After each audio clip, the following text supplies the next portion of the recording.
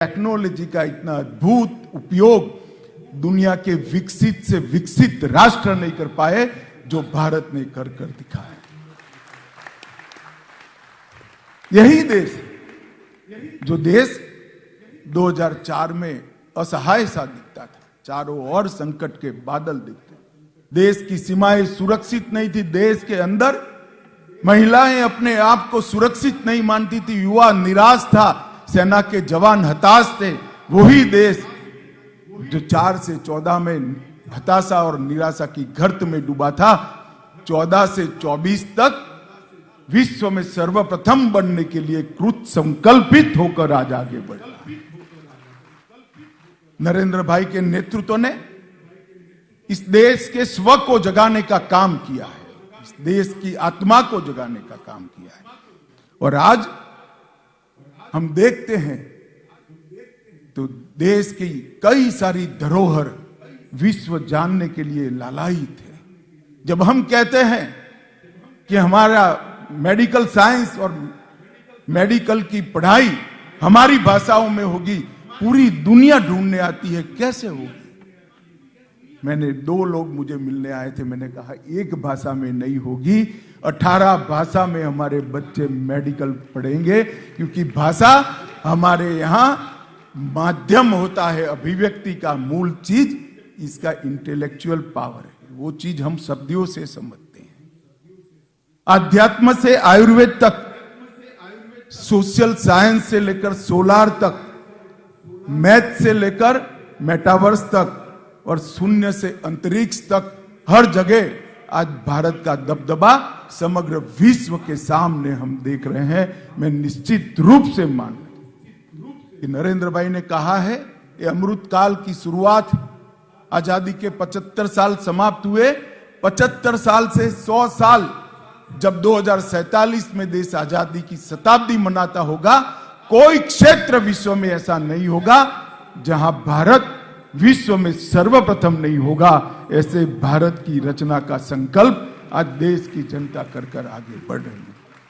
और मित्रों, कई सारे संत यहां पर बैठे हैं, कई संतों ने वर्षों से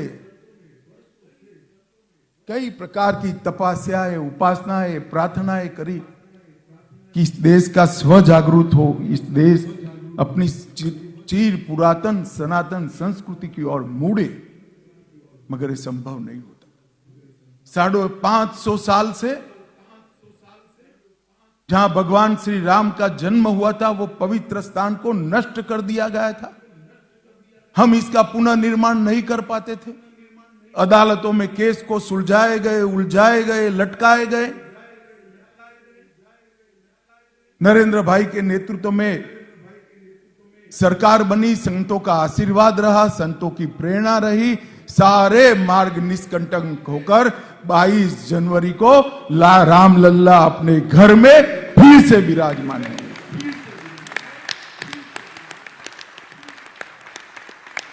और ये कोई संयोग नहीं हो सकता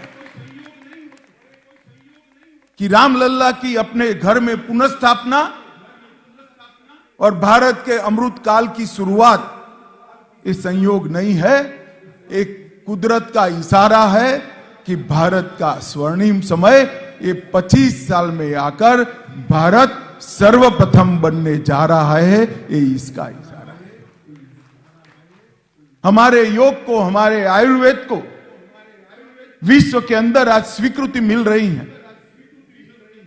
समग्र दुनिया योग और ध्यान को, हमारे आसनों को आश्चर्यचकित होकर दवाई वगैर के मानव जीवन की कल्पना को साकार करने में लगी है। हमारे वेद, उपनिषद और हमारे दर्शन के सभी वैज्ञानिक दृष्टिकोणों को पूरा विश्व समझने के लिए लालायित है। और उसी वक्त रामलल्ला अपने घर में विराजमान होंगे। मोदी जी 22 तारीख को अयोध्या जाएंगे और रामलल्ला की प्राण प्रतिष्ठा वहां पर संतों की उपस्थिति में करेंगे। ये पूरे देश के लिए बड़ा शुभ संकेत है। केवल अयोध्या नहीं, औरंगजेब ने तोड़ा हुआ काशी विश्वनाथ का मंदिर, इसका कॉरिडोर पुनर्निर्मित हुआ है। उज्जैन में महाकाल लोक बना है। बद्री धाम और केदार धाम का पुनर्निर्माण हुआ है। सोमनाथ का मंदिर अनेक बार लूटने के बाद फिर से एक बार सोने का बनाने की शुरुआत हो चुकी है। और गुजरात के पावागढ़ पर सालों के बाद फिर से शक्तिपीठ की स्थापना भी हुई। ये जो शुरुआत हुई है, ये शुरुआत एक शुभ संकेत है। और मैं आप सभी को निश्चित रूप से बताने चाहता हूं कि कई कवियों ने गाया कि भारत सोने की चिड़िया थी, मगर वो हमारे लिए भव्य भूतकाल था। आज 2014 में देश का अर्थतंत्र दुनिया के अर्थतंत्रों की तालिका में 11वें नंबर पर था, आज 5वें नंबर पर है। और मैं आपको विश्वास दिलाने आया हूं, 24 में मोदी जी को प्रधानमंत्री बना दीजिए, 27 में दुनिया के तीसरे नंबर का अर्थतंत्र भारत बन जाएगा।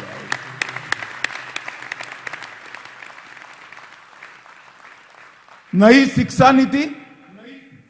शिक्षा नीति को अगर बारीकी से कोई देखेगा तो नई शिक्षा नीति हमारी चिर पुरातन शिक्षा परंपरा में से प्रेरणा लेकर बनी है। वो आधुनिक तो है, आधुनिकता के सारे रास्ते खुले हुए, खुलापन है। समग्र विश्व की अच्छाइयों को स्वीकारने का, वेद के मंत्रों का इसके अंदर दर्शन होता है। आधुनिक से आधुनिक शिक्षा नीति है, परंतु इसका मूल भारतीय शिक्षा परंपरा से बना हुआ है। ये बरोबर नरेंद्र भाई के आग्रह के कारण बना है। मित्रों, मुझे मालूम है नई शिक्षा नीति से पढ़े लिखे जो बच्चे, जो भारतीय युवा आएंगे, वो बाबू नहीं बनेंगे, वो भारतीय बनेंगे और महान भारत की रचना का स्वप्न वो साकार करेंगे। मित्रों, आज सबसे बड़े मोबाइल निर्माता बनने की ओर हम आगे जा रहे हैं। स्टार्टअप दुनिया में तीसरे नंबर पर हम खड़े हैं।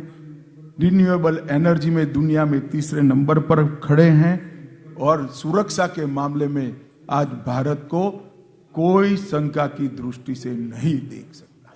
सालों से धारा 370 का कलंक हम धोते आए हैं, जहां से अलगाववाद और आतंकवाद का जन्म होता था। 5 अगस्त 2019 को मोदी जी ने कलम के एक झटके से बिल लाकर धारा 370 को समाप्त कर दिया।